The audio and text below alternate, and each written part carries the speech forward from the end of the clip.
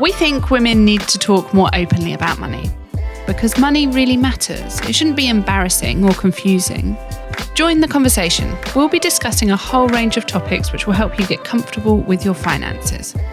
Money Matters, brought to you by AJ Bell. Hello and welcome to the Money Matters podcast. I'm Laura Suter and this week I am opening up a confessional, Danni. A safe space, Laura, but what I want to know is, does it have biscuits? Because that would make me happy. Why don't I have biscuits? I really should, right? I'm rectifying that for the next podcast.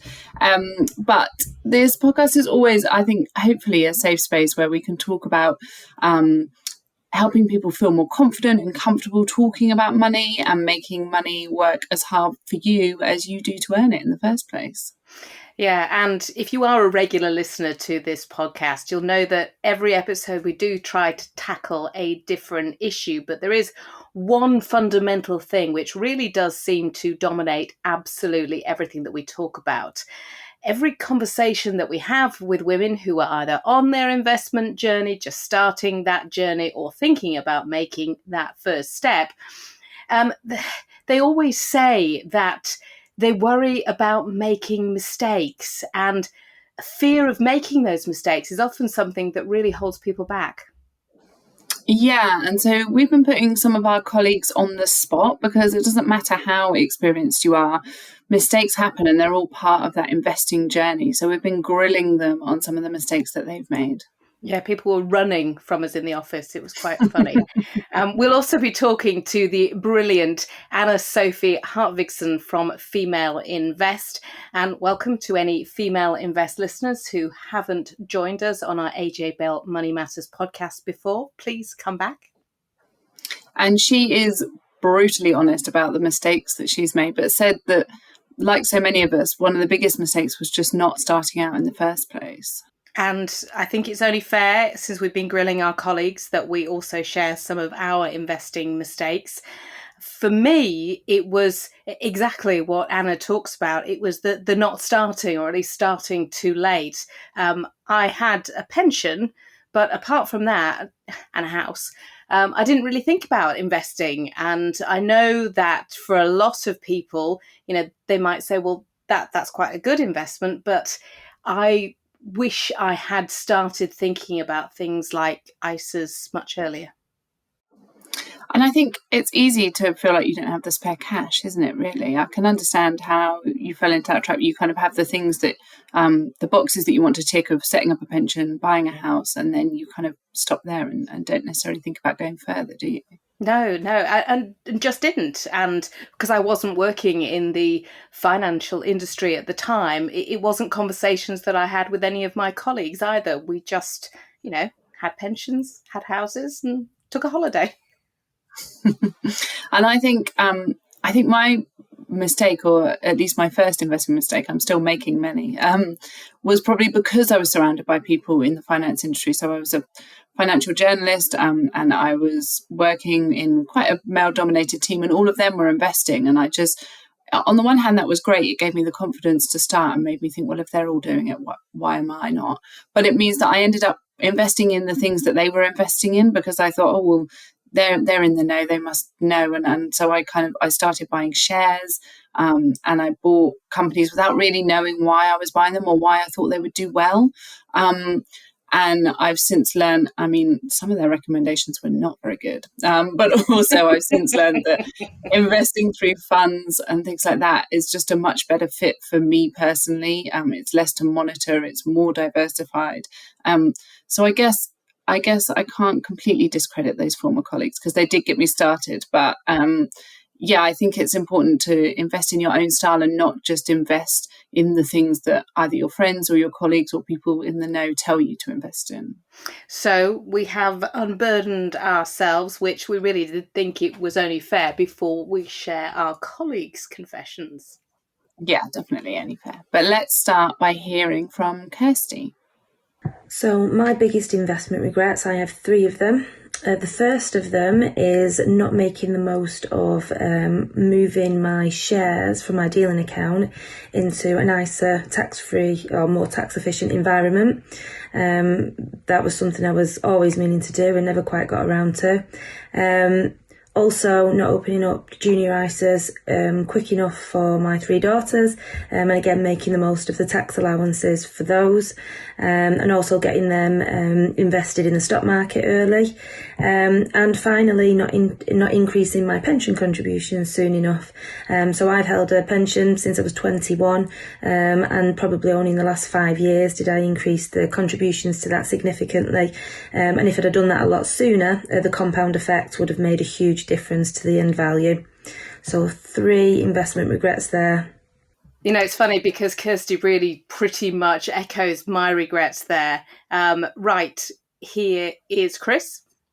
My biggest investing mistake is definitely not starting sooner or earlier. I believe if I'd started in my 20s, early, mid or late, like we are all advised to, I would be a lot further along in my investing journey, and I would have been able to take advantage of a longer period of my money compounding, with the stock market going up over the last 10 years or so. And I would definitely be a lot further than I am now. So my biggest investing mistake is not starting a lot sooner. Yeah, and I think a lot of people will resonate with what Chris said. Starting early is so important, but particularly for women as well, because quite often they might end up having a career break or maybe working part-time, and so taking a break in their pension contributions. So I think that's a really key one to learn from. Okay, finally, we have Georgie. The thing I would change about my investing experience is actually just speaking to my peers and my friends about money and about investing and all things to do with it. I think when you soundboard off somebody, it helps you to become a little bit less intimidated and maybe gives you a bit of an idea of what you could be doing differently, and listen to other people's perspectives too. I would also probably put away £5-10 a month. So any money that I had saved at the end of the month, put that into my investing pot. But I've got a long time to rectify that. So watch this space. Yeah, I think talking to friends is so important. And actually, I feel like we're in a real sweet spot at the moment where I feel like a lot of younger people are talking about money more, having much more open conversations about money, about investing, about what they're earning. And I think that's really great. I think that's so much better than previous generations have done it. And, you know, on social media, you see so many people having those conversations as well. And then you've got podcasts like this one, which hopefully, you know, gets you talking. Maybe you talk to your friends about it. And that's part and parcel of the journey that we're hoping to take you on. Those were the brave ones, because it's not comfortable to talk about mistakes, particularly when it comes to money. We did get a couple of emails too. And this one struck me, Laura, because we also had an email from a Money Matters listener along the same vein. And I think we will do something about buying a home and saving to buy a home in a future episode. But here we go. Our emailer said, I regret not researching the lifetime ISA rules before opening an account because I'm looking to buy my first home in London and the £450,000 house price limit will stunt my options. Yeah, and I think that this is a trap some people might have fallen into, is like not fully researching the accounts or the type of things they're using for any clauses before they sign up. And it's probably a case of, like we were talking about earlier, following what their friends are doing before maybe checking the fine print. But yeah, I think that is a tricky one, probably a bit more specific to a lifetime ISA because normal ISAs don't have those kind of clauses to them. But yeah, that's an interesting one. And so here's another anonymous one that was sent in. I started investing in shares because I could relate to the companies, especially the ones that you see down the high street or on the way to work.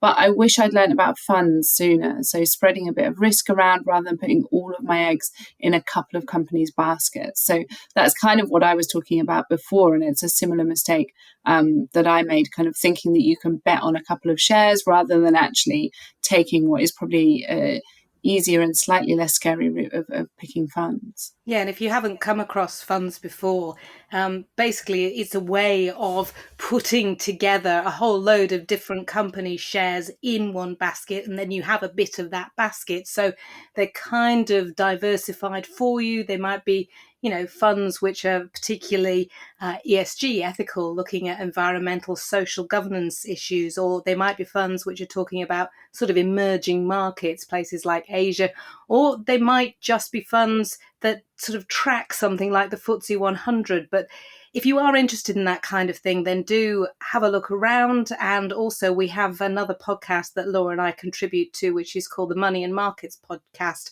So do take a listen to that.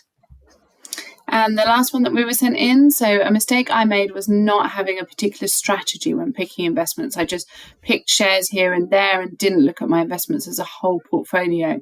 And then that took some time to rectify. I think a lot of people will resonate with that, won't they? Yeah, I think they will. And it's interesting because there's been an awful lot of conversation about a diverse portfolio just over the last few months, particularly because we're seeing such high inflation. And of course, some companies, some shares do particularly well when there's low inflation, but not brilliantly when there is high inflation. And also, because of the uncertainty with what's going on in Ukraine, there is a lot of movement as people maybe think to look for what are called safe havens. So they might be, putting money into bonds, which are performing better, or they might be thinking about putting it into gold, or even in some cases, cryptocurrency. But as I say, if you are interested in those sort of conversations, then do take a listen to our Money and Markets podcast. And another great resource is the e-learning platform and investment community Female Invest. So it was founded in Denmark in 2017, and it has a very similar aim to us, which is to close that gender investment gap and get more women into investing. Now, one of its co-founders is Anna-Sophie Hartvigsen, and she was a guest at our first in-person event a few weeks ago. I caught up with her recently and got to talk to her about some of the mistakes that people make, some of the mistakes that she's made, and what to do about them. Anna, you speak to an awful lot of women about investing. That is what you do. What is the most common mistake that people tell you about that they've made when it comes to investing? I think, ironically, the most common mistakes the people I talk to have made is never getting started. I think that is believing in all of the myths and not believing in themselves. And I so often meet women who are maybe at the later stages of their lives, and now they just regret so badly never taking that leap, and they just lost time that they can never get back, even though, of course, it's never too late to get started. It's funny because I think of myself as being in quite a similar boat to that, although I did start investing in my pension quite early. Is it sometimes that people maybe have started investing, but they don't realise it? I think for most people, as you say, they have pensions, and that pension is often invested somehow. But I think it also goes for a lot of people that they have no idea how it is invested, who invests it, what their risk profile is, what to look out for. So even though it is invested and they are investing, you could say, then they've never taken ownership. So they might still have lost out on a lot of potential in their pensions because they didn't take ownership soon enough. Is that something that then makes a successful investor, someone that takes ownership? I think at least it's the first step to become a successful investor, having that overview, engaging, actively deciding what you want to do with your money, how much risk, and so on. So I think definitely the first step is taking ownership. What else makes a successful investor? I think at least history shows that someone who is patient, and with patient I mean that you don't panic when things spike either up or down. I think right now we have the war in Ukraine, which has tested a lot of investors on this, but the people who are able to keep a cool head are definitely the people who win in the long run. And then, of course, also the people who don't get carried away by trends in the media, and who understands that in order to win in the long run, you need to diversify and to spread out your risk. And it might sound boring, but historically it has been the winning strategy. What mistakes will you admit to making? Also, I have made a lot of mistakes, so many. I think what I just said about not getting carried away, I think I have definitely been bad at doing that earlier on. Even though I know that I need to keep a cool head, then it's so easy to get carried away and think that, oh, I know better, or maybe this time it's different. And I've definitely guilty of having done that quite a few times. And then I am definitely also guilty of a few times having traded based on hype rather than what I know from a rational standpoint is the best thing to do. I know certainly I've been contacted by the media and been asked questions. Billions have been wiped off the stock market today. Investors have lost a lot of money, and the next day, sometimes you can see that turnaround. But when you're seeing a stock falling, particularly if you've got one of those apps and you're checking on your investments, I guess now that we're more connected than ever, it makes it easier to sort of act in a knee-jerk way. Yeah, I think that's definitely true, and yeah, I think just because the news stream is so accessible, then I think also making your own assessment is quite something we see often among new investors, and something that we kind of usually advise against. So there are lots of preconceived ideas about the differences between the way that men and women invest. Are any of them true? Definitely. So actually, we can measure that quite accurately when we just see how people traced, and then see how that's correlated to gender. And what we see is that women on average tend to trade less frequently, and that they tend to take on a slightly less risk. But because they trade less frequently, often we actually see that they are less emotional than men are in the stock market. They also, on average, come out on top, getting better returns. And we see that both among private and among public investors. So there definitely are some key differences in how the average man and the average woman trades. Risk's an interesting thing, isn't it? We often talk about women saving for future events rather than saving just for the opportunity of making money. Is that part and parcel of the reason why maybe they don't mess around as much with their investments? Yeah, I think it definitely could be. And I think there are two sides to that. So I think one of them is a cultural thing. Even though we've come a really long way in society, there's still such a long way to go when it comes to talking about money. I think there are still a lot of stereotypes around women and money. Then at the same time, we see that the way financial institutions communicate to women, the advice to women is often centered around saving and being more conservative, whereas the advice to men is often centered around taking more risk and investing. And we see that both when financial institutions or even parents communicate to little girls, but also when it's communicated to career women. And I think that's also a key reason why many women don't get started investing. So what about the sectors that women tend to invest in? Are they different? So what we see, and I think here there is maybe less consistent research, at least from what I've found, but some trends definitely are quite clear. And one is that women tend to care more about impact investing and sustainable investing. And that's also something we felt a lot in Female Invest, just in the request from members and what they're interested in hearing about. Has the fact that now we are talking more about that ESG investing, about the sustainable and climate issues and social issues, and the fact that now there are funds dedicated just to that, and you can see fairly clearly what they stand for, has that made it easier, and has that made more women get involved in investing?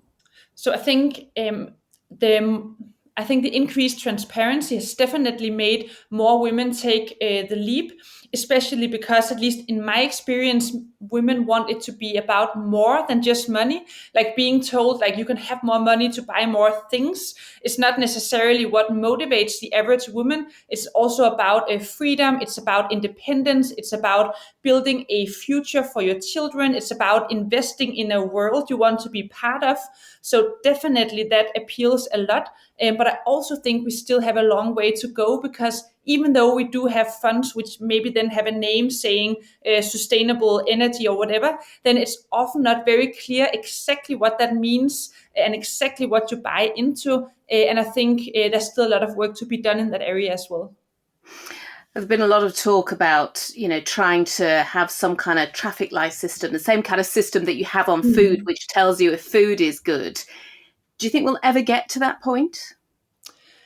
I hope so. I think a first step could just be having some clear definitions of what sustainability is. For example, I think the ESGs are at least one way of going about it. But yeah, I think having some more clearly defined standards for impact and sustainability is definitely a first step. What would give women, in fact everybody, more confidence to start investing? So I think having role models, I think especially women have really lacked role models in the financial industry, and especially in decision-making positions. Now, in these past few years, there's been a movement of women, speaking up, and female movements in this area, but it's definitely not long ago where this was very rare. Like, I remember growing up, I never saw women, talking about these matters in the news or in my personal life. So I think having role models is definitely the first step, and having role models will also allow to tailor the communication to the target group. Let's be honest, right now, a lot of people are just thinking about having enough money to make ends meet. They're not thinking about investing. They think it's not an ideal time. What do you think about that? I think it will never be an ideal time. Like, there will always be some reason to not get started investing. So I've been investing for 9 years now. It has completely changed my financial future. But at any point during those 9 years, there would have been some good reason I could point to and say, oh, this is the reason I don't invest. Like, right now, it would be the uncertainty with Ukraine. Before that could be COVID. Before that could be Trump. Before that, it would be something else. And you can always find excuses. But yeah, I think in the end, it's just really about getting started. Yeah. And I know that, a lot of people think you need a lot of money to get started, but that is also not the case at all. You can get started with very small amounts. Just make sure that the fees where you trade don't make up too high a percentage. You can definitely get started with small amounts. You can even save up small amounts and then invest them when you reach, like, I don't know, £200 or £100 or something like that. That's exactly what I was going to ask, because there is a preconception that you need to be incredibly wealthy to invest, but it can just be a tiny amount every month, a bit like, subscribing to Netflix. Definitely. And even a small amount every month can make a tremendous difference over time. And it's about the time as well, isn't it? It's all very well saying, right, well, I'm going to put, £20 a month away, but it's how long you leave it there. That's where the key magic happens. It definitely is. Like, as we often say, it's not about timing the market, it's about time in the market. I heard a woman the other day comparing it to surfing, and she said that if you want to catch those good waves, then you can't just stand on the beach with your surfboard waiting for a wave, because by the time you see it, then you run into the water and then it's already over by the time you get there. You just need to be in the water, and then you will catch those waves and also the storms, but you need to be in the water. I suppose that the last one really is, you've been talking to women about investing now for a number of years. Are things changing? I think actually things are changing, at least among normal women, I want to say. Like, when we started Female Invest a few years back, women would often say, like, oh, this is not for us. So this feels like so revolutionary. It would be like a whole new thing that we were introducing. But already now I see a lot of women being like, yeah, cool. I thought about this before. I might not do it already, but I thought about that I could be an investor. So I think among like normal people, it's changing. And then I think the financial industry still has a very, very long way to go. like I think women are still invisible in like C-suites in banks and so on. I think any minority is kind of invisible, and I think we have unfortunately decades to go before that starts changing. But definitely among kind of ordinary women, in lack of a better word. Anna, it's been really lovely to talk to you. Thank you for your time. Thank you for having me. So that was Anna-Sophie Hartvigsen from Female Invest. And I really liked how she talked about waiting for the right time, and how for lots of people, there's just never really going to be a right time, and the benefit of just putting away a little bit of money each month and just getting started. And if you haven't already come across Female Invest, do check them out on social media at Female Invest on Twitter and Instagram. But not before you have followed us on Instagram, which is at AJ Bell Money Matters. It's also worth signing up to our newsletter if you haven't already. It provides lots of great content and articles that the team write with lots of topics that we don't cover on the podcast. But also there's chances to get free tickets to events or exclusive offers that we don't put out on social media. So if you go to the AJ Bell You Invest Money Matters homepage, you can sign up to the newsletter there, and it's sent out once a month, so we won't be spamming you constantly. Well, that is it for this episode. As always, we do love to hear from you via social media, or you can email us moneymatters@ajbell.co.uk. And thanks so much for listening. We'll see you next time. Before you go, please remember this podcast is for educational purposes, and the views expressed don't necessarily reflect those of AJ Bell. The podcast isn't telling you whether certain investments are suitable or not. And don't forget that the value of investments can change, and you can lose money as well as make it. It's also important to remember that tax rules apply, and that the way an investment performed in the past may not be the same as how it behaves in the future. If you want help, go see a qualified financial advisor.